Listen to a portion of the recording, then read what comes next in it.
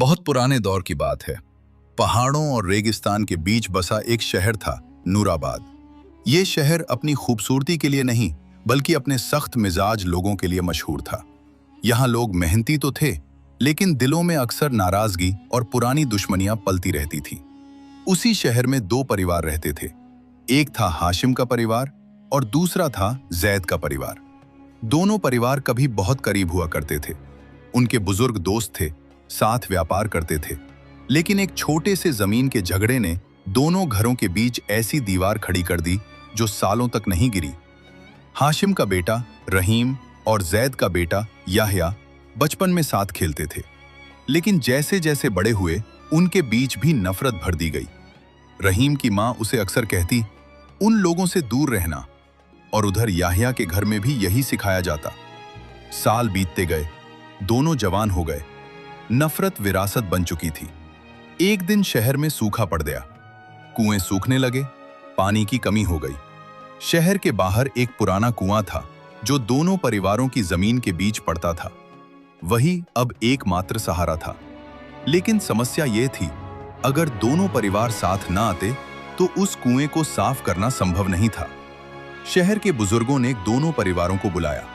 उन्होंने कहा, अगर तुम लोग अपनी दुश्मनी खत्म नहीं करोगे तो पूरा शहर प्यासा मर जाएगा। लेकिन पुराने जख्म गहरे थे, कोई पहले झुकना नहीं चाहता था। उसी रात रहीम मस्जिद गया।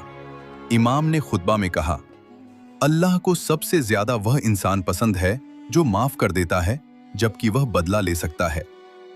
रहीम के दिल में यह बात उतर गई। वो घर लौटा, लेकिन पूरी रात सो नहीं पाया। उसे याद आया बचपन, जब वह और याह्या साथ खेलते थे। उसे एहसास हुआ कि दुश्मनी उसने खुद नहीं चुनी थी, उसे विरासत में मिली थी। अगले दिन वह अकेला कुएं के पास पहुंच गया। वह मिट्टी हटाने लगा। कुछ देर बाद याह्या भी वहां आ गया। दोनों एक दूसरे को देखकर रुक गए। खामोशी भारी थी।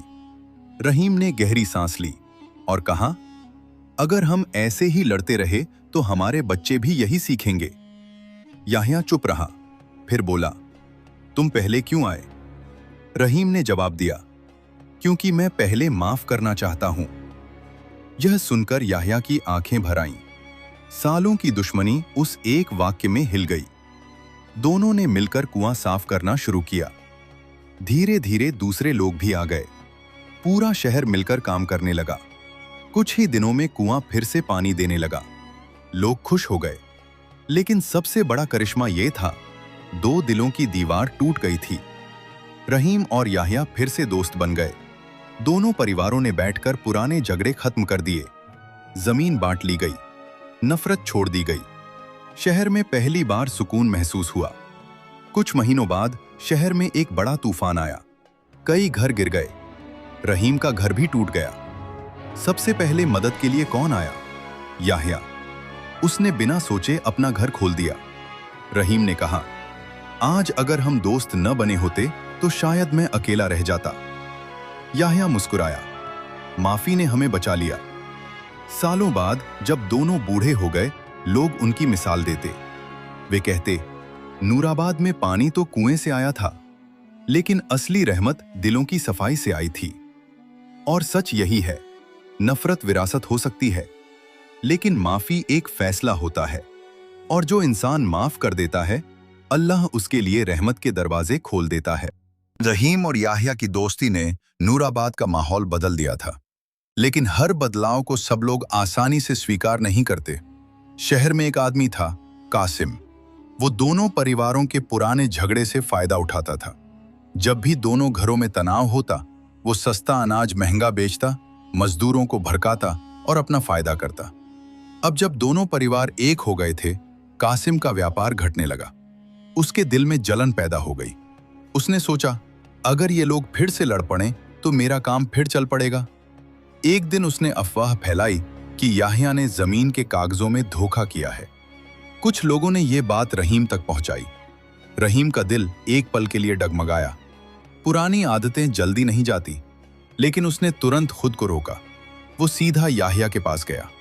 उसने कहा, अगर कोई बात है तो हम आमने सामने बैठकर सुलझाएंगे। याह्या हैरान हुआ।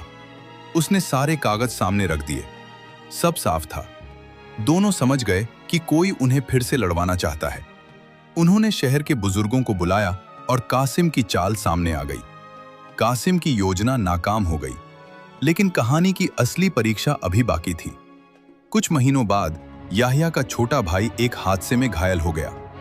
इलाज के लिए बहुत धन चाहिए था। याहिया के पास उतना पैसा नहीं था। वो परेशान था। रात के समय वो मस्जिद में बैठा रो रहा था। रहीम ने उसे देखा।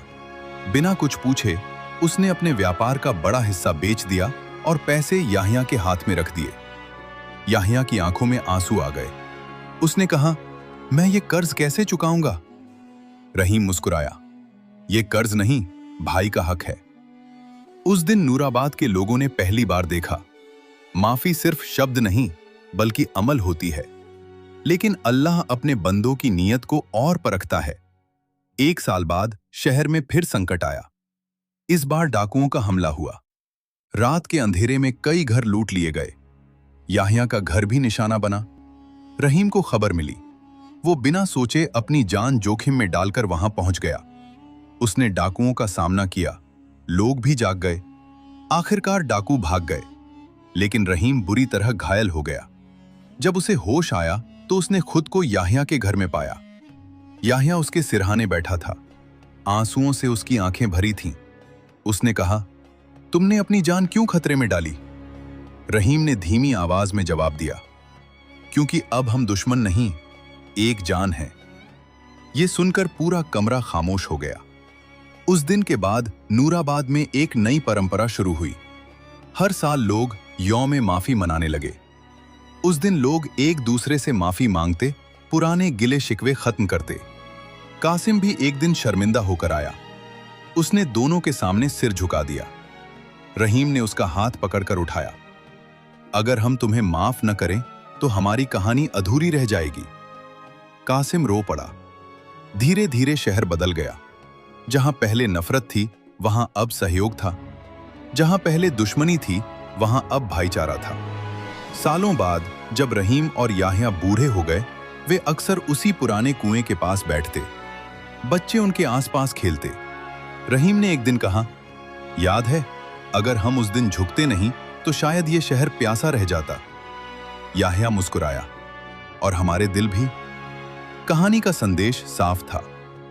माफी कमजोरों का काम नहीं, माफी वो करता है जो अपने गुस्से पर काबू पा ले।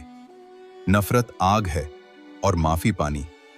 अगर आग को पानी न मिले तो सब कुछ जल जाता है, लेकिन अगर दिल में रहमत आ जाए तो पूरा शहर रोशन हो जाता है। समय गुजरता गया। नूराबाद अब पहले जैसा शहर नहीं रहा था। लोग कहते थे, यह शहर माफी से बसा है। लेकिन इंसान की असली पहचान तब होती है जब उसके अपने घर में परीक्षा आए। रहीम का बेटा हम्माद अब जवान हो चुका था। तेज दिमाग, मगर स्वभाव में थोड़ा घमंड था। उसे अपने पिता की दरिया दिली समझ नहीं आती थी। वो अक्सर कहता, अब्बा, आप हर किसी को माफ कर देते हैं, दुनिया ऐसे नहीं चलती। रहीम मुस्कुरा देते, दुनिया चालाकी से चलती है बेटा, लेकिन आखिरत सिर्फ नीयत से। एक दिन बाजार में झगड़ा हो गया। हम्माद और याहिया के बेटे सलीम के बीच व्यापार को लेकर बहस हो गई।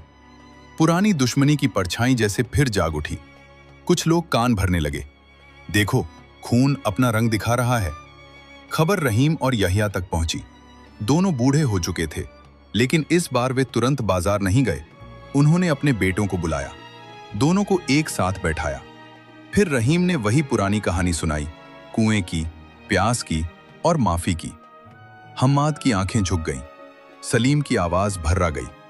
दोनों को समझ आया कि अगर उन्होंने झगड़ा बढ़ाया तो वो सिर्फ व्यापार का नुकसान नहीं होगा, बल्कि एक पूरी विरासत टूट जाएगी। दोनों ने वहीं गले लगकर माफी मांगी। लेकिन अल्लाह की परीक्षा अभी खत्म नहीं हुई थी। उस साल सूखा पड़ा, बारिश नहीं हुई, फसलें सूखने लगी।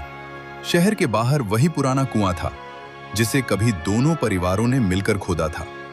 लेकिन पानी अब बहुत कम रह गया था। लोग घबराने लगे।